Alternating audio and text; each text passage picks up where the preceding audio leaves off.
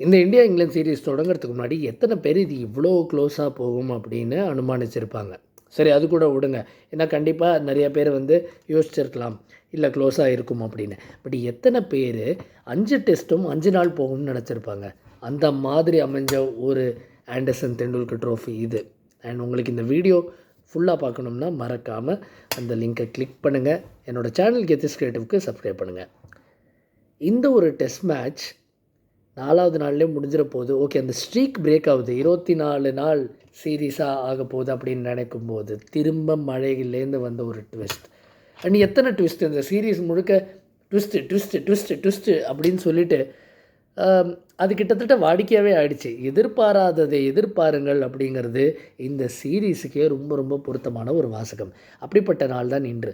50க்கு 1 374 300க்கு மேற்பட்ட சக்ஸஸ்ஃபுல் சேசஸே இங்கே செய்ததில்லை. அஃப்கோர்ஸ் 300எல்லாம் அடிச்சிருக்காங்க அன்சக்ஸஸ்ஃபுல் காசஸில். பட் சக்ஸஸ்ஃபுல் சேசஸில் 300 இருந்தது இல்லை.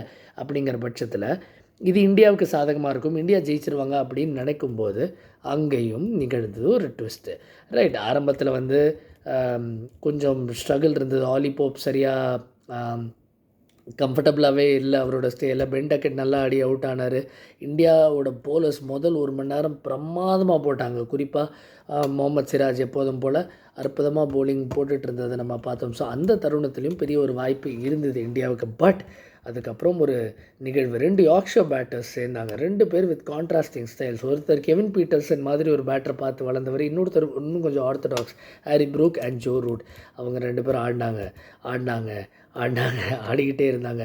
195 ரன் பார்ட்னர்ஷிப் அண்ட் ஒரு காஸ்ட்லி கேட்ச் மிஸ்ஸுன்னு கூட சொல்ல முடியாது. கேட்சை பிடிக்கும்போது சிராஜ் பவுண்டரி குஷனில் பட்ட காலை வச்சார். என்ன நடக்கும் அப்படின்னு நம்ம பார்த்தோம். ஹாரி ப்ரூக் ரிஷப் பந்த் பாணியில் இருக்கிற ஒரு அட்டாக்கிங் டாக்டிக்கல் பேட்டர். அதாவது சும்மா கண்ணை மூட்டு சுற்றுறது மட்டும் ஒரு ஒரு அது ஒரு மேம்போக்கான ஒரு பார்வை.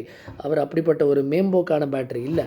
அவர் சான்ஸ் எடுக்கிறதே ஓவரால் டீமுக்கு அவர் செட்டப் பண்ணி தர ஒரு அம்சம். அது ஒரு பிரமாதமான விஷயம். அதனால தான் ப்ரூக் அவுட் ஆகிற வரைக்கும் இந்தியாவோட தோள்பட்டைகள் தொங்க ஆரம்பிச்சிருச்சு இந்தியன் வீரர்ஸ்.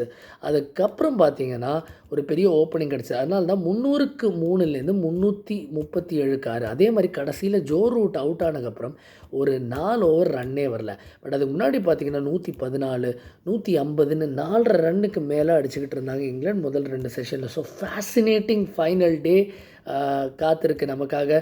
சிராஜ் அற்புதமாக போட்டார். Prasidh Krishna real revelation. என்ன பிரமாதமான போலிங். லெங்க்த்தை கொஞ்சம் முன்னாடி போட்டார் அண்ட் அதற்கான பலனை பார்த்தாரு. சோனி ஸ்போர்ட்ஸ் 10 தமிழில் மறக்காமல் ஃபைனல் டே ஆக்ஷன் பாருங்கள் இந்த சீரீஸில்.